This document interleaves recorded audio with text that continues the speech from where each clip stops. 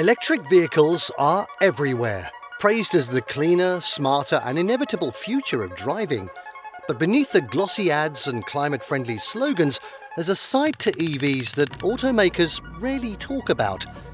In this video, we're pulling back the curtain on what car makers don't want you to know about electric cars. If you're curious, skeptical or just EV obsessed, don't forget to hit subscribe and tap the bell icon, because this one's going to spark some serious debate. The real environmental cost of EVs. Electric vehicles are marketed as the eco-friendly alternative to traditional cars, and while they do produce zero tailpipe emissions, the story isn't as clean as it seems. The real environmental impact of an EV begins long before it hits the road, deep in the mines of South America, Africa and China.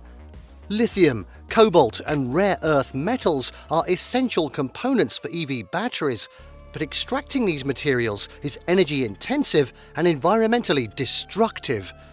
Lithium mining, for instance, consumes tremendous amounts of water, leading to water scarcity and soil degradation in areas like Chile's Atacama Desert. Cobalt mining, particularly in the Democratic Republic of Congo, raises additional ethical concerns due to hazardous conditions and child labour reports. Then there's the carbon footprint of manufacturing.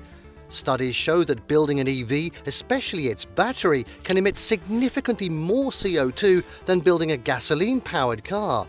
Really? According to the IVL Swedish Environmental Research Institute, EVs need to be driven tens of thousands of miles before their carbon advantage becomes clear. And here's the twist. While EVs are clean, if you like, to drive, the electricity that powers them often isn't.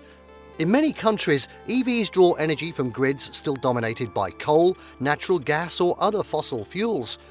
This means that your zero-emission vehicle could be silently powered by one of the dirtiest forms of energy. Can you imagine? The takeaway? EVs can be greener, but only in the right conditions. If the energy behind the wheel comes from coal, the benefits quickly fade. That's the part many car makers skip over when selling their sustainability pitch. Battery degradation and replacement costs. Alright, one of the biggest secrets hiding under the EV hood is battery degradation. It's not widely advertised, but over time, EV batteries lose capacity, and the rate depends on how you drive, charge, and even where you live. Yes, really, where you live. High temperatures, frequent fast charging, and deep discharges can all accelerate this decline. After 5 to 8 years, some EVs may see 20 to 30% reduction in range, which dramatically affects usability and resale value, as you can imagine. While many automakers offer 8-year warranties, they often only cover complete failure, not gradual performance decline, like in most cases, which is what most owners actually experience. Then comes the dreaded battery replacement. Are you ready for this? Depending on the make and model, a new battery can cost anywhere from $8,000 to $20,000. And that's assuming it's even available. For budget EVs or older models, the cost may actually exceed the current value of the car, turning what seemed like a wise eco-friendly investment into a financial sinkhole. Add to that the complexity of recycling old batteries, and it becomes clear that this isn't a circular system yet. Battery recycling is still in its infancy, with only a small percentage of lithium-ion batteries currently being recycled efficiently. And while companies are investing in solutions, the scale of EV adoption is outpacing our ability to deal with this waste. So while car makers highlight how much money you'll save on gas, they often gloss over the potential long-term costs. You may not visit the fuel station anymore, but that doesn't mean you're off the hook for major maintenance expenses. Charging isn't as easy as they say. Charging an EV is often portrayed as simple. Child's play. Just plug it in at home or swing by a fast charging station when needed. But the reality for many drivers, especially those outside major cities, can be very different. Home charging is only an option if you have a dedicated garage or parking space. For apartment dwellers or renters, for example, access to overnight charging remains limited or even non-existent. Public charging stations? They're expanding, but not fast enough. and often not where people need them. Rural areas and underserved urban neighborhoods remain charging deserts. Even when stations are available, reliability is a huge issue.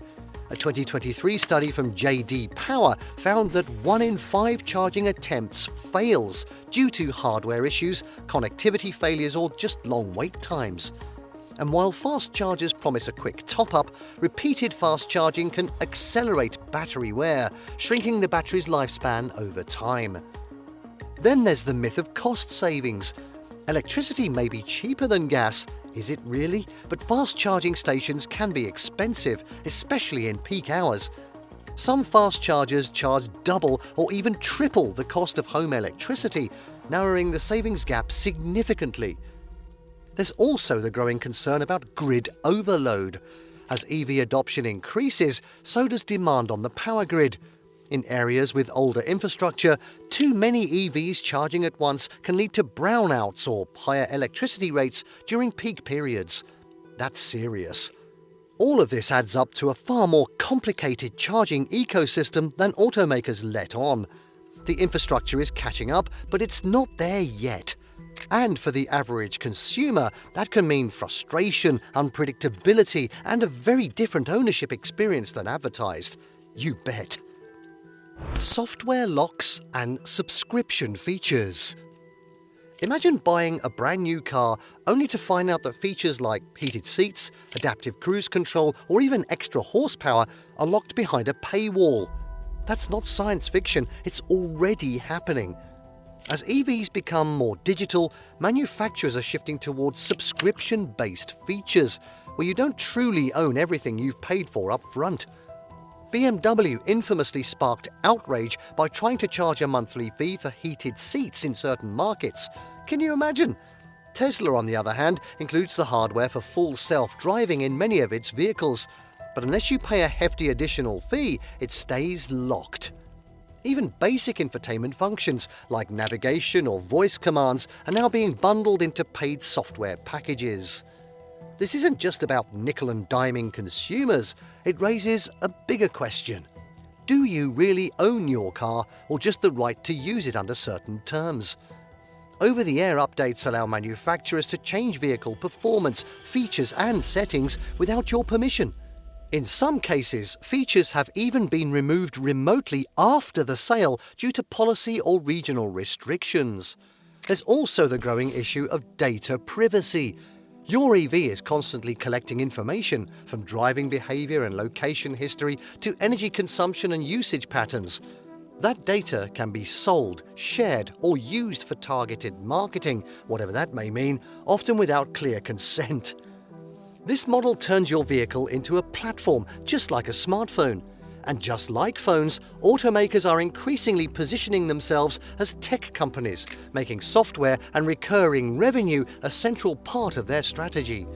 It's a subtle but significant shift, and one that most buyers aren't prepared for when they drive off the lot. And finally, government incentives, lobbying, and the PR game. Electric vehicles haven't just been propelled by innovation, they've been supercharged by politics. Government incentives have played a massive role in shaping the EV market, with generous tax credits, rebates, and infrastructure spending driving adoption in key countries. But these incentives, they don't always benefit consumers equally, and they don't tell the full story, more to the point.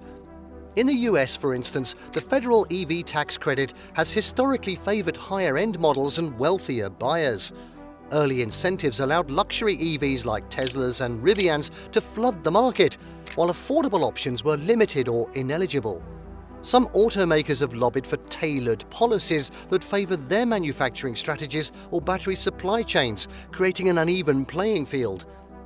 In developing countries where grid reliability and income levels are different, EV incentives are often symbolic or poorly implemented. The global push for electrification, while framed as universal progress, disproportionately benefits developed markets. Meanwhile, automakers spend millions shaping public opinion. EVs are wrapped in a powerful narrative, clean, futuristic, and morally superior. But that PR gloss often obscures inconvenient truths. labour concerns, environmental degradation, and supply chain dependencies on geopolitically unstable regions. And let's not forget legacy automakers who, after decades of resisting electrification, are now rebranding themselves as climate heroes. Really? Many are still heavily invested in internal combustion in markets with weaker emissions regulations, creating a dual reality: green in the headlines, traditional in the profits. Consumers are being asked to trust a system that's part innovation, part manipulation. EVs absolutely have a role to play in the future of transportation, but understanding who benefits from the narrative is essential if we want an honest conversation.